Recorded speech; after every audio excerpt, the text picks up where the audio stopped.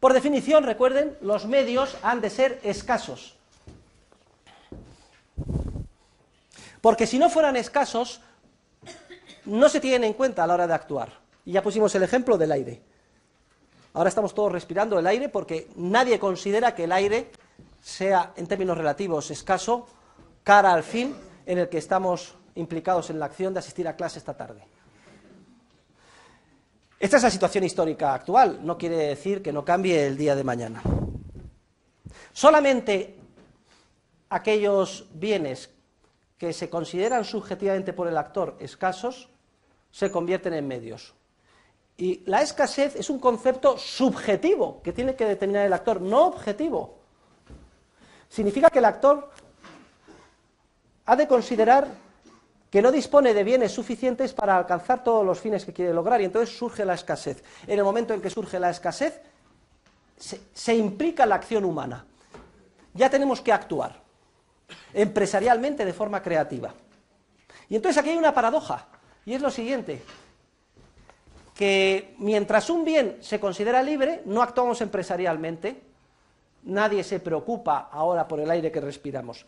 En el momento en que el bien pasa a ser escaso, movilizamos toda nuestra creatividad empresarial para tratar de superar, en la medida de lo humanamente posible, esa escasez. Y entonces resulta que, paradójicamente, se produce mucho más del bien. En la época de las cuevas de Altamira, la inmensa mayoría de los recursos en Cantabria eran libres. Había poquísima población dispersa que vivía en unas cuevas, pero salían y tenían con total libertad el territorio, los bisontes.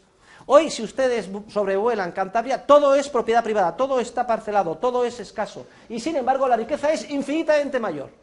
El número de población, bienes, servicios, vacas, etc.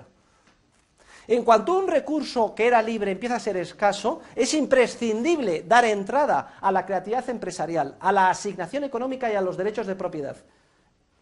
En ese momento, los problemas de escasez tienden a solucionarse. Si las plataformas continentales, el mar, los bancos de peces, etcétera, empiezan a hacer escasos, lo imprescindible no es que vaya la ONU y los declare públicos y diga que hay que asignarlos a través del derecho administrativo y los burócratas y las administraciones públicas. Basta simplemente con extender la propiedad privada a los principios de la economía de mercado y la creatividad empresarial de esos recursos para que los problemas se solucionen. Los elefantes, cuando fueron declarados especie protegida, desaparecieron, víctima de los cazadores furtivos. En aquellas zonas o países donde se los ha privatizado, florecen las poblaciones de elefantes. Son propiedad privada de las tribus de las zonas donde viven o de las reservas donde se encuentran, y ellos mismos se preocupan en explotar ese recurso tan valioso.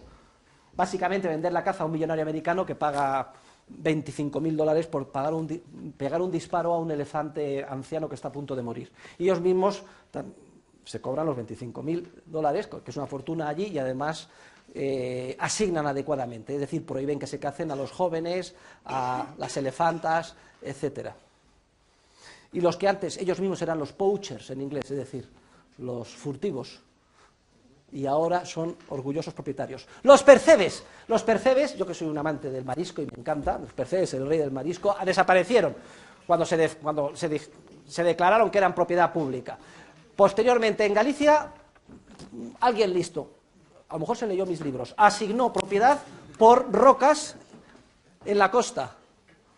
Dijeron, esto para esta familia, esto para esta familia. Entonces ya cada uno vigilaba la suya, que no fueran cazadores furtivos, y ya sabía lo que tenía, que podía cosechar o no de percebes. Consecuencia, de nuevo hay percebes. Y lo mismo pasa con los toros de Lidia, etcétera. Luego, si ustedes quieren un recurso escaso que florezca, lo que tienen que hacer es privatizarlo, dar entrada a la creatividad empresarial y permitir su asignación en términos económicos. Y la historia de la humanidad y su desarrollo, su civilización, precisamente es la historia del paso continuado de un mayor número de bienes que previamente se consideraban libres porque no eran escasos en términos relativos, considerados escasos en términos relativos, y pasan a ser escasos respecto de los fines que se pretenden alcanzar.